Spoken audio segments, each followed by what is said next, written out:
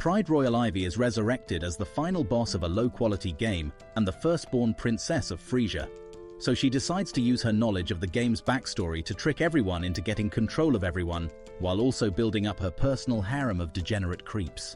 After getting killed in a roadside accident, Pride Royal Ivy found herself reincarnated in the world of her favorite game. She had become the firstborn princess, who was also the most despicable, fiendish last boss. In the game, Pride reigned as the last boss, a war criminal who terrorized everyone. Her reign of terror only ends when the main character brutally murders her. Following her reincarnation, Pride had fallen unconscious, thus causing her father, the prince's consort, her sissy of a dad, to worry about her well-being. Once she regained consciousness, he was the first one to check up on her.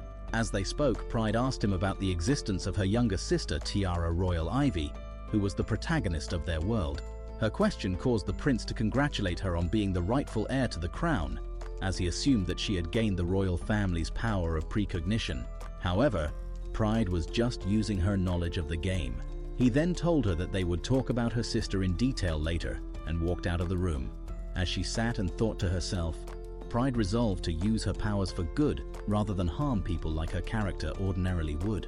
Just then, she spotted her father outside the palace window and stood on its edge to inform him not to ride away in his carriage, or he'd die due to an accident. However, she lost her footing and was caught by a palace guard.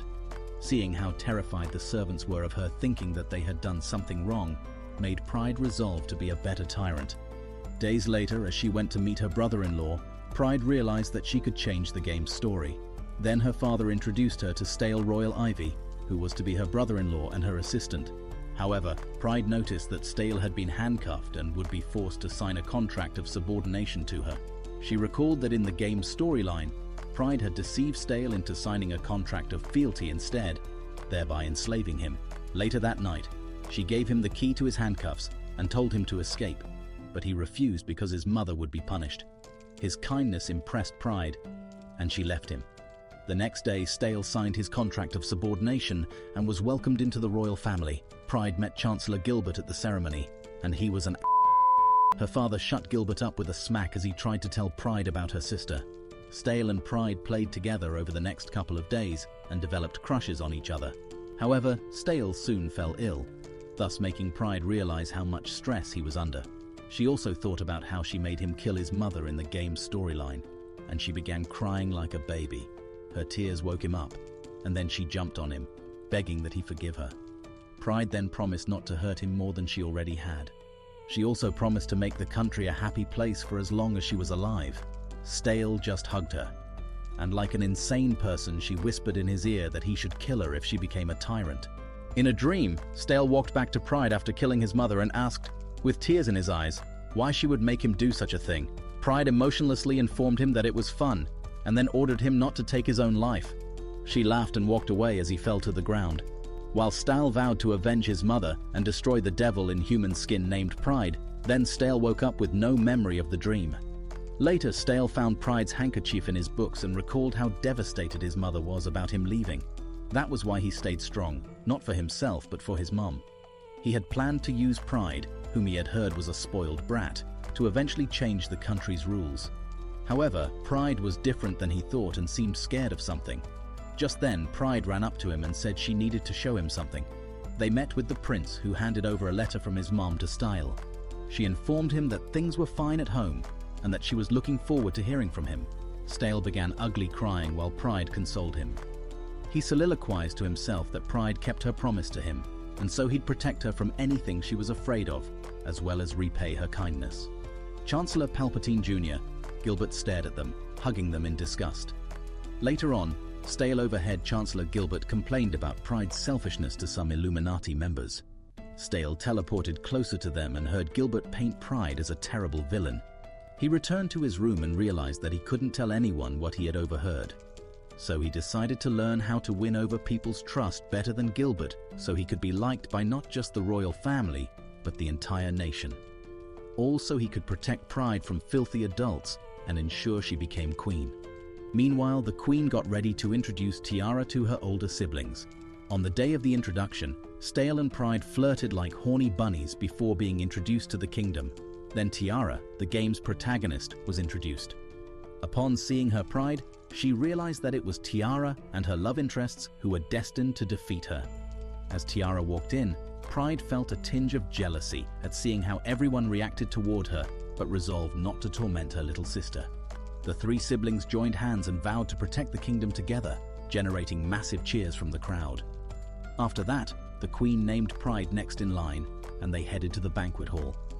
While there, Stale checked Gilbert's conniving when he tried sowing discord between the sisters. Stale and Gilbert then got into a chilling conversation that frightened Pride and Tiara.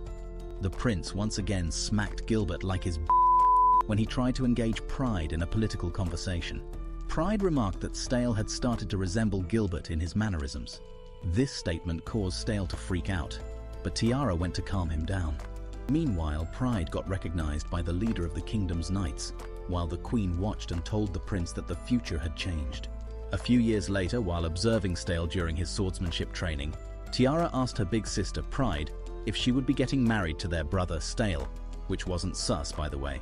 Pride replied that they would, because the matrimony of adopted siblings had become normal in their society. At that point, they rushed to assist Stale, who his trainer had knocked over. As Pride watched Tiara clean up Staleface, she recalled that in the game, he developed feelings for Tiara and wondered if he already had those feelings for her. She then stared at the sky and soliloquized that in the 3 years since she reincarnated into the game, things had progressed peacefully, unlike in the original storyline. But to be sure that things were truly different, she asked the sword trainer for a favor. Pride effortlessly beat the sword trainer after just starting lessons that day. She then thought to herself that she also possessed an astounding memory, which prevented her from forgetting something she had learned. A skill that could only be possible because Pride was the last boss in that world, and thus possessed a formidable last boss cheat. Stale felt discouraged because he couldn't protect Pride if she was stronger than him and didn't need his assistance. However, Pride assured him that she would always need his assistance. Later on, Pride and Stale went to observe the newly trained knights. While there, they watched the knights perform their basic training, while Pride worried over the fact that if she turned evil, she'd use them to oppress and destroy others.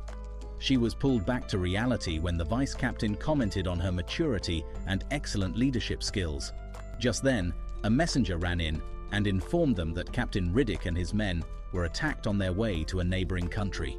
Pride, Stale, and the command team soon got in contact with Captain Riddick, and he informed them that their attackers were people who opposed their alliance with neighboring countries. He further added that they had no means of protection from the onslaught, but were told to hold out for 30 minutes as reinforcements were on their way. Pride asked Stale to teleport supplies to the soldiers while they waited for reinforcement. This helped boost the soldiers' morale. While Captain Riddick instructed the vice captain to inform their reinforcements to be careful as the ground was unstable, his statement caused Pride to recall a scenario from the game. She instructed that the reinforcements stay clear of the cliff as it was going to collapse. However, Captain Riddick was trapped with no means of escape. Just then, his son came into the room looking insane and began screaming at him not to die. Riddick stood and faced the enemy's onslaught while his son cried. As they all watched the captain get shot at Pride, they spotted a familiar figure in the background of the broadcast.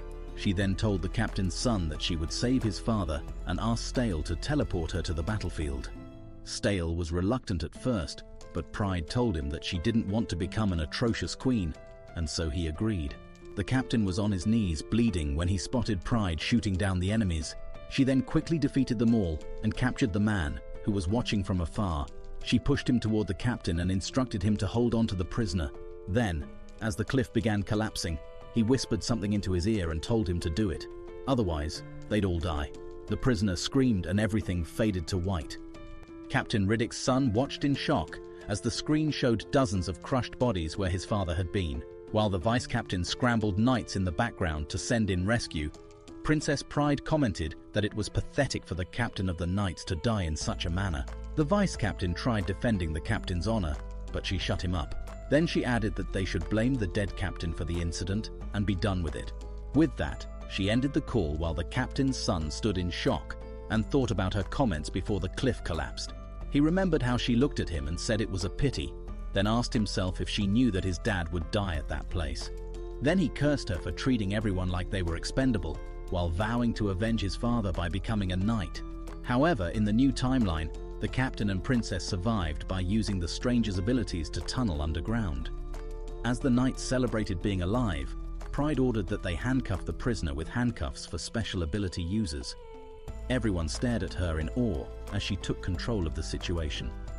Meanwhile, back at the Knights' headquarters, it was announced that there were no casualties, and everyone heaved a sigh of relief. Back on the battlefield, the prisoner tried resisting arrest while yelling that the princess was a monster, but the Knights hauled him off. Although she wanted to stay on the battlefield, Captain Riddick insisted that they return to the palace. Later on, the royal siblings met with the Night Squad, and Pride informed them that they could speak freely. She also thanked them for keeping her involvement in the incident a secret. Captain Riddick asked how she got skilled with the sword and knife, and they were all surprised to learn that she picked up on how to use a gun by watching their training session. Riddick also asked Pride how she knew about the prisoner's special ability, to which she replied that she had foreseen him using it to protect himself from the rock slide. The captain got angry that Pride personally intervened in the battle. He remarked that she almost brought shame to the knights and despaired at everyone in the country. Although Pride was hurt, she understood that what he meant about her death could have had a negative impact on things. However, she disagreed with him that her life was worth more than others, especially because the knights were a ray of hope for the nation. She further added that she would have done the same thing even if he wasn't the knight captain. Because, as their princess, she wouldn't allow needless death, but she apologized for causing them trouble. Once she was done speaking, the vice captain knelt and thanked her for assisting them and saving his friend, Riddick. Other knights also joined him and thanked her, along with Riddick's son. The captain's son then explained his feeling of uselessness during the incident. He vowed to undertake his father's training and improve. He asked Pride if he could become a knight, and she said yes. Pride walked up to him and said that he could become an honorable knight like his father, since he was kind and had strong hands.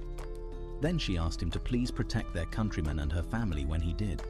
As they spoke, Pride asked him for his name, and he said Arthur Beresford, and that made her realize that he was Captain Arthur, the love interest in the game. She then told him that she'd foreseen that he would become an honorable knight. Pride then whispered to him that if he ever felt like she was the enemy of the people of their country, he shouldn't hesitate to slit her throat.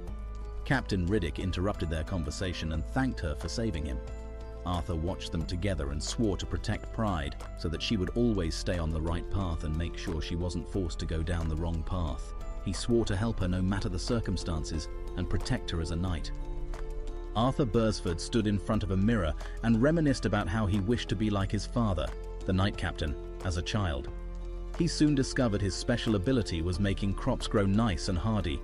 However, he gave up on his dream of becoming a knight and decided to live as a farmer. But things changed after meeting Pride. Later, he met his dad for knight training. Their sparring contest ended with his dad beating him. However, after the training, his father remarked that Arthur was more talented than him. Still, before he could speak further, Arthur's mom interrupted them. She started asking several questions about what had happened, causing his dad to run away. Meanwhile, Pride was having visions of the original game timeline, where Arthur's father died because of her actions. But her siblings snapped her out of it, and she told them that she was thinking about Arthur. They assured her that he would be okay after all the help she gave him. Stale then added that he wanted to have a deeper relationship with Arthur.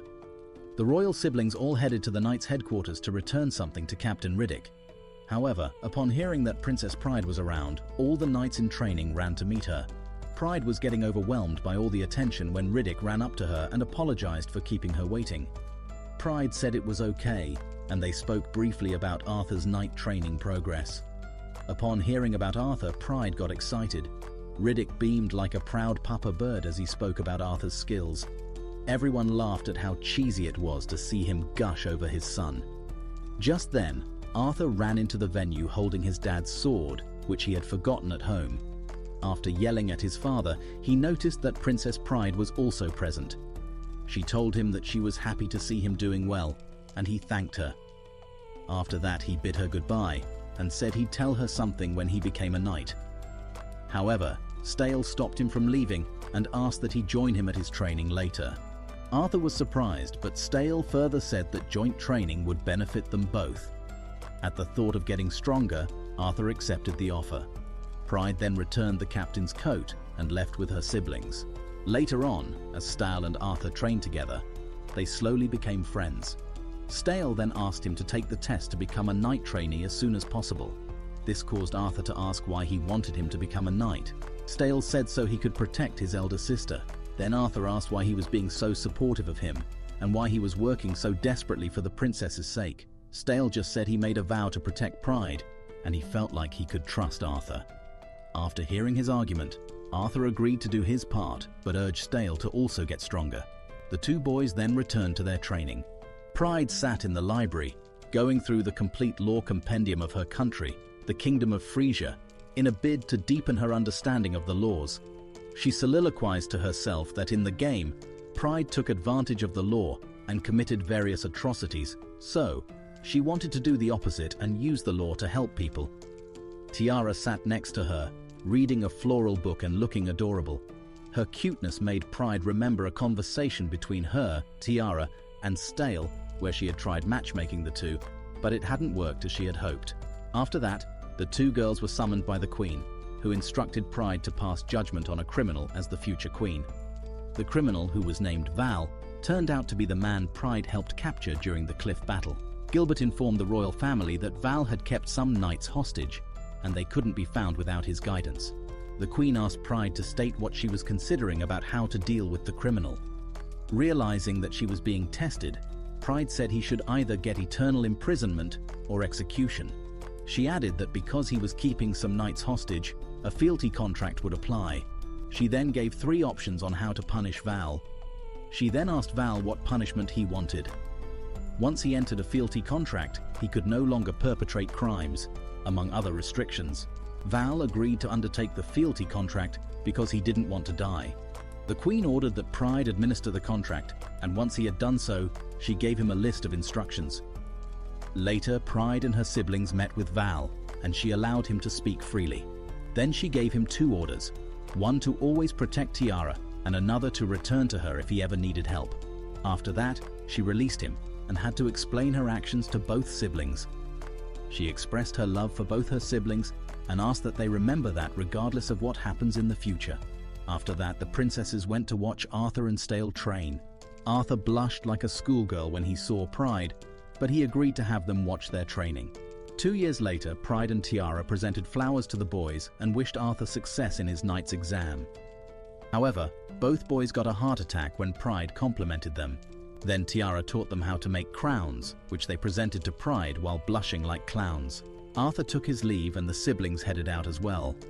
None of them noticed Gilbert the Stalker staring from the shadows.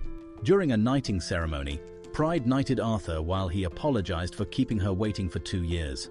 After the ceremony, Stale and Arthur met up and briefly talked about Chancellor Gilbert. Arthur asked Stale if something had happened between him and the Chancellor. Stale replied that he was told yet again that I looked like Gilbert. Just then, Pride and Tiara walked up to them and congratulated Arthur on his achievement. Then Arthur gave Stale new glasses, which he believed would look good on him. After putting it on, both princesses also complimented Stale on how good he looked wearing them. Later on, while in a meeting room, Chancellor Gilbert kept trying to persuade Pride to agree to assist him in convincing the Queen of a proposal. However, she was hesitant to agree, and before he could continue, the prince interrupted their conversation and told Gilbert to discuss the matter with him, not Pride.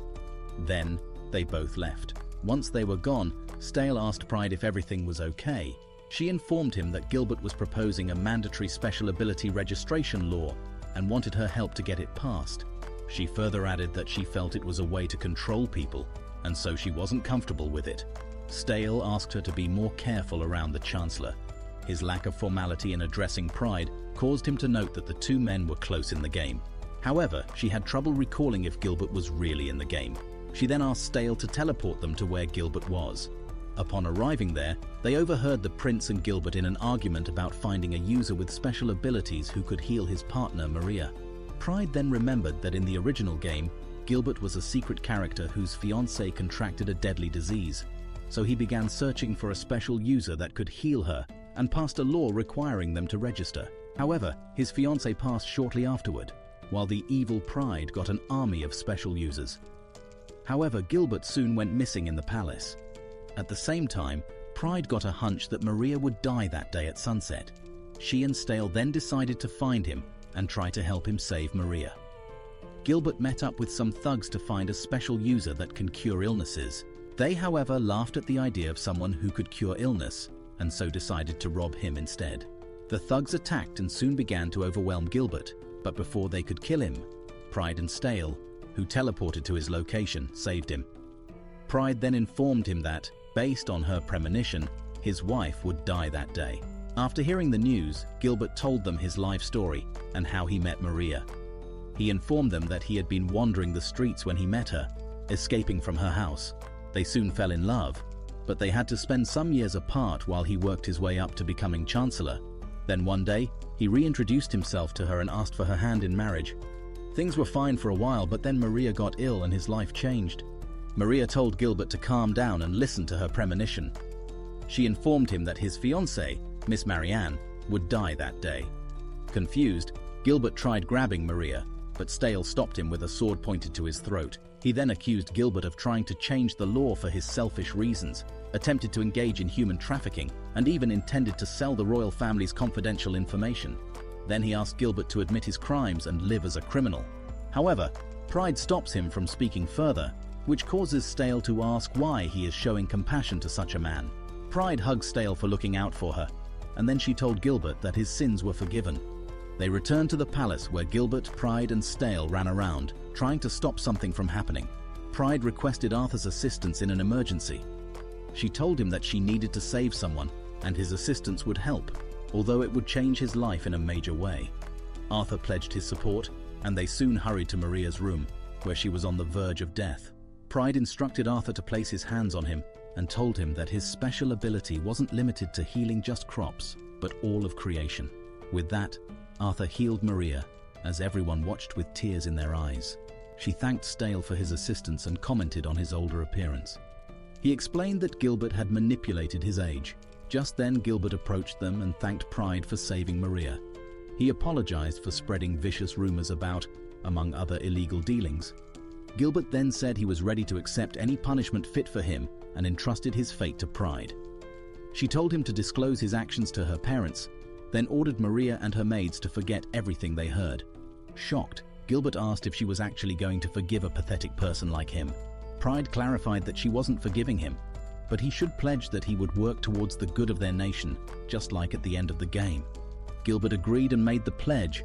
He also began to get freaky by smooching her feet as a show of complete loyalty. Then, he pledged himself to her for the loyalty she showed to him and Maria.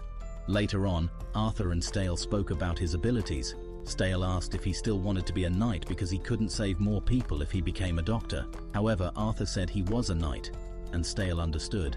Then Arthur asked if Stale was fine with how things turned out with Gilbert. Stale admitted that she had some reservations but trusted Pride's judgment. Arthur called him out on his bullshit, causing Stale to actually admit how pissed he was at Gilbert. Then he started crying like a baby because he didn't protect the princess.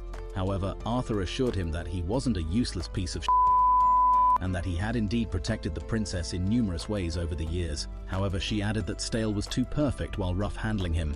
Eventually, Stale asked him to stop it, and Arthur left him. Arthur then remarked that Stale was more mature than he was at his age.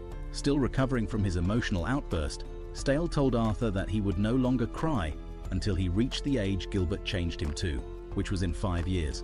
Arthur also agreed to do the same because, since he met the princess and Stale, they'd mostly seen him as pathetic. Then they fist-bumped into the achievement of their new goal. After that, the royal family all attended a party hosted by Gilbert and Maria. While there, Tiara asked Stale if he truly hated the Chancellor, and Stale replied that he despised him. Then Tiara asked if he despised him enough to think that Maria shouldn't have been saved. Then Tiara said she liked them both, and pointed out that Stale didn't actually hate Gilbert as much as he used to. She added that he seemed jealous of him now because, although he wanted to protect Pride from Gilbert, she now trusted him. Just then, Pride and Gilbert approached them. Stale told Gilbert that he hated him and would never forgive him. However, Gilbert took it as a challenge.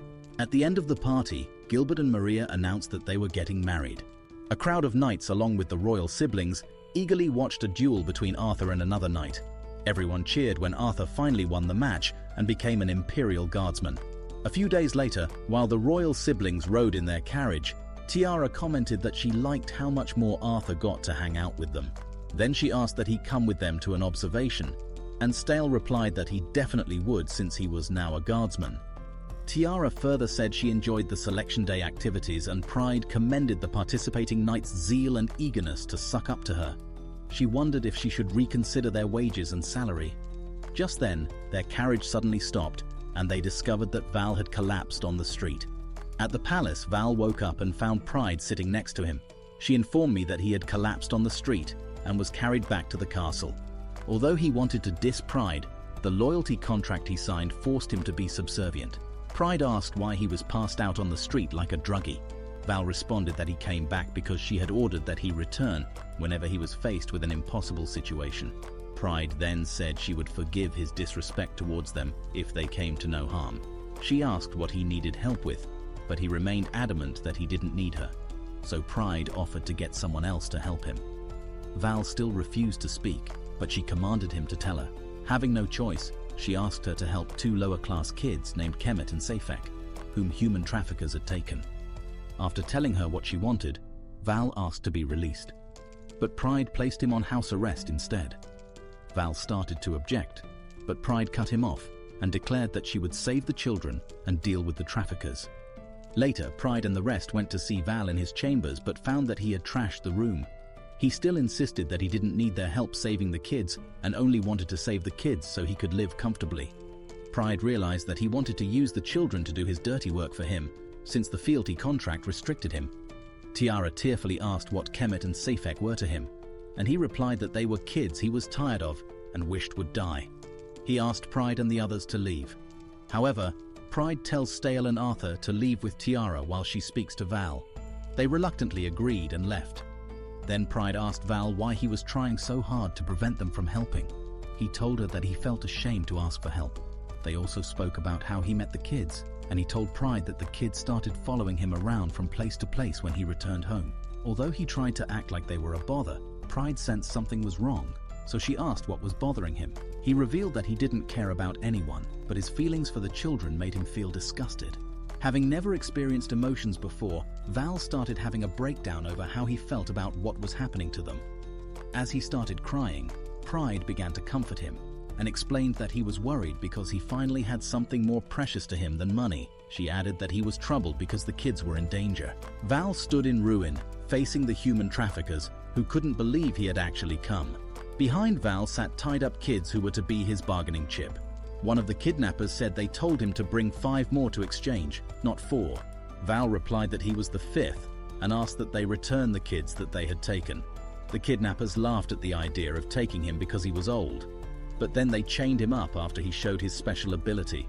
Once chained, a big one knocked him out and commented that they do not free their merchandise. With that, they took the unconscious Val and 4 hooded kids to a carriage to be transported. Inside the carriage, the holding kids turned out to be Pride, Gilbert, Arthur, and Stale. Prior to this, Pride and the rest had a meeting to discuss how they'd save Val's friends. Stale informed Pride that they would infiltrate the kidnappers' house as hostages and protect the hostages until the knights rushed in and arrested the criminals. Gilbert told them that he had informed the Queen and she had given orders to save the people and exterminate the organization. He further added that she didn't say they couldn't do it themselves. Arthur tried to argue that the other 3 were too popular because of their royal positions. However, Gilbert transformed himself, Pride, and Stale into younger versions of themselves. At the same time, Stale gave them new names to use for the operation. Gilbert became Gil, Pride became Jean, and Stale became Philip. They soon arrived at the kidnappers' headquarters, and Stale teleported 2 kidnappers who came inside the carriage to a jail cell. Knights were waiting to interrogate them and get information about the location of their hideout. Val and Stale went in search of Kemet and Safek in the higher-grade cells, while the others allowed the kidnappers to move them to a cell where they kept the non-lower grades. Upon getting to the cell, they discovered Kemet and Safek were also there. Gilbert informed Kemet and Safek that Val was searching for them in the higher-grade cells. This news caused him to yell that he was in danger there. In the higher-grade cells, Val and Slate successfully teleported all the prisoners away. Val also dealt with the lackeys while Slate continued to check their special cells. Meanwhile, in the lower cells, Safek whooped the guard's ass with a water blast. Meanwhile, in the special cell, Slate discovered a boy named Powell who was cackling with electricity. The boy couldn't control his ability and had been shunned by everyone as a result. Slate understood what he was going through although Powell was burning him with electricity. Slate continued getting close to him and told him that he would send him to the kingdom of Frisia, where Pride would soon be queen. He assured Powell that things would change as soon as Pride became queen, so he should just be patient. Slate's comforting words got Powell's powers to turn off, and he transported him back home to Frisia. The knights soon arrived at the kidnappers' den and began rounding up the kidnappers. Meanwhile, the kidnappers had captured Val and Slate. Gilbert tried saving them, but was shorted by the boss. However, Arthur, Pride, and the knights arrived at the scene before things escalated and started capturing the criminals. The boss, who turned out to have special abilities, held Val and Arthur hostage using chains. However, while he was distracted, Pride quickly sliced the chains with a sword, thus freeing them. Then she blocked his attacks and passed the sword to Captain Allen, so he could execute the boss. However, as they celebrated their victory, the location came under attack. Everyone ran outside as explosions continued to rock the cave. As they ran, Arthur informed Pride that the knights' communications had yet to identify the source of the explosions, but it came from outside. Just then, they got a report that 2 kids, Kemet and Sefek, had jumped into the cave. This news angered Val, who ran ahead of the group to find them. He found Sefek, but Kemet had gotten trapped behind rubble, and his attempts at clearing the rubble with his powers proved ineffective. Everyone started assisting in clearing the rubble, and they eventually spotted Kemet through a crack. However, the cave got unstable, so Val insisted everyone else leave while he continued to push through the rubble. Although they refused, Val told them that he was just a criminal who didn't deserve their sympathy. He also warned Pride not to order him to leave the cave, and so she ordered him to seal them outside the cave instead. Once outside the cave, Pride asked about Slate's well-being, and Gilbert informed her that he was receiving treatment. They also informed Sefek that Val and Kemet were still inside the cave, which caused her to start freaking out. Gilbert had an idea that Kemet could apply one's special abilities after seeing how weak Sefek became when she wasn't with him. So Pride ordered Val to remove the earthen wall. Once inside the cave, she told Val to grab Kemet's hand through the hole in the rubble and use his powers to clear it. Val attempted to argue that his powers were too weak, but she insisted. Once Val and Kemet held hands, Pride commanded him to control everything in the cave, and to his surprise, it worked. After explaining why Val became more powerful to him and Kemet, they all exited the cave. Meanwhile, a mysterious group who were responsible for the bombing watched them from above.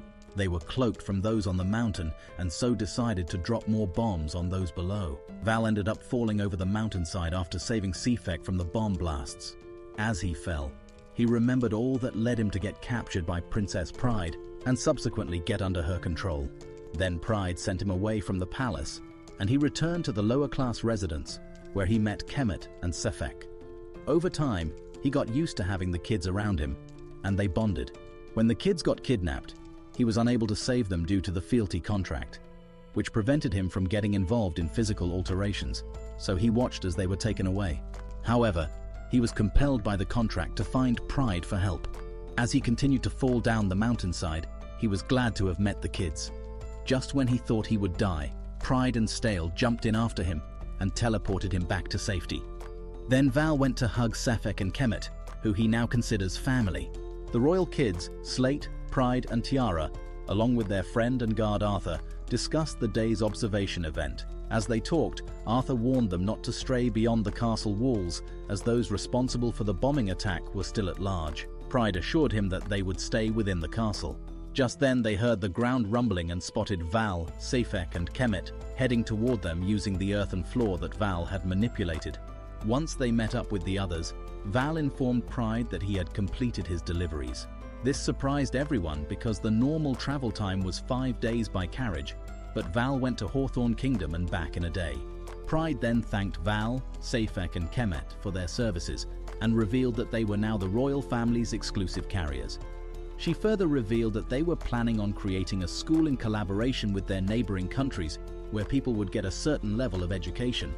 So, if Val and the kids became delivery people, the consultations with each country for establishing the school would go smoothly. Pride started saying that it wasn't an order, but Val cut her off before she could finish her sentence and agreed to do it. He then removed her shoe and licked her feet, which made everyone watching scream.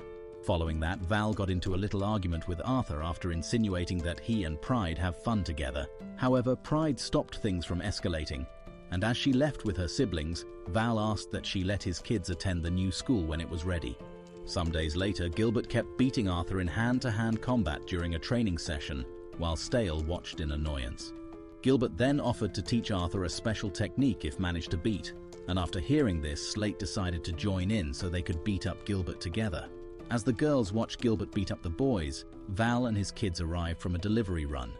Upon seeing them, Tiara asked to play inside with Sefek and Kemet, so Val agreed to follow them to get food, but he mistakenly took Pride's hand while trying to take Kemet's. The electrifying energy that resulted from their contact made them both confused while Slate and Arthur stopped their fight with Gilbert and stared at Val in anger. Val quickly broke their contact and walked off. However, he started blushing like a little girl with a crush.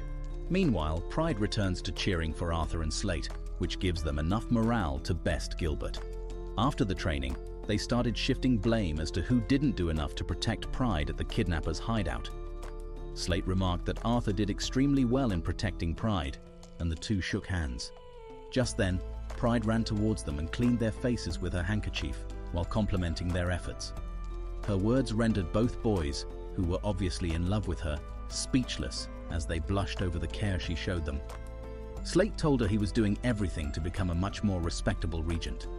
Pride once again thanked them for standing by her and asked that they always protect Tiara and the kingdom. They both replied that they would protect her as well, with Slate adding that she should rely on them more. Overwhelmed by their compassion, she smiled and said that they were both marvelous while holding their hands.